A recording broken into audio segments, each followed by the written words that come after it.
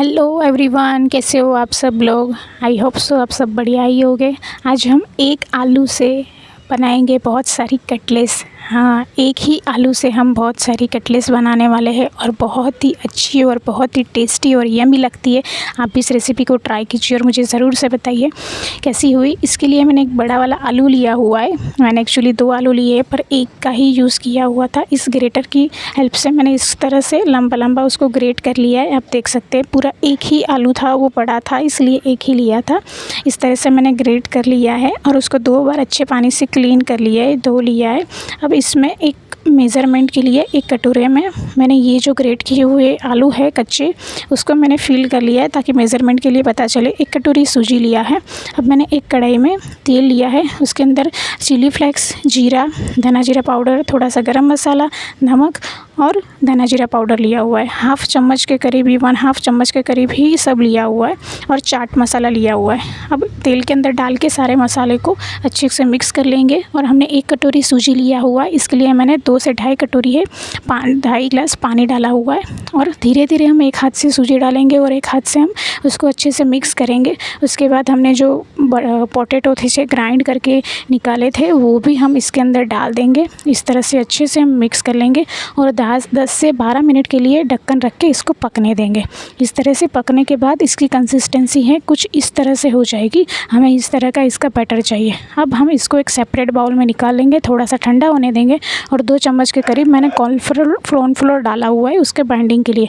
अगर आपके पास कॉर्नफ्लोर नहीं है तो आप चावल का आटा भी डाल सकते हैं। अब इसके अंदर एक बड़ा प्याज डाला है।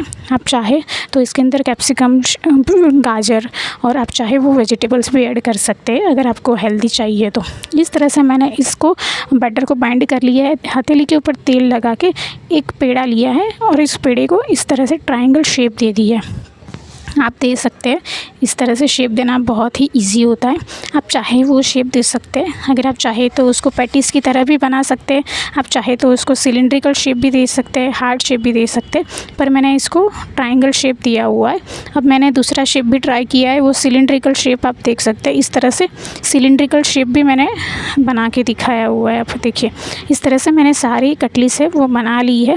अब मैंने दूसरी कटोरी में 2 चम्मच कॉर्नफ्लोर लिया हुआ है और उसके अंदर थोड़ा सा पानी डाल के उसकी थिक कंसिस्टेंसी का स्लरी बनाया हुआ है। अगर आपके पास कॉर्नफ्लोर नहीं है तो आप मैदे का यूज़ भी कर सकते हैं। अब हमारा जो कॉर्नफ्लेक्स आता है जो हम दूध के साथ खाते हैं वो लिया हुआ है 1 कटोरी और उसको ऐसे ही हाथ से अच्छे से बारीक कर लिया है। अगर आपके पास कॉर्नफ्लेक्स नहीं है तो आप ब्रेड क्रम्स या फिर टोस्ट क्रम्स भी ले सकते हो। ब्रेड को या टोस्ट को आप मिक्सर ग्राइंडर में अच्छे से ग्राइंड कर लीजिए, आप उसका भी यूज़ कर सकते हो।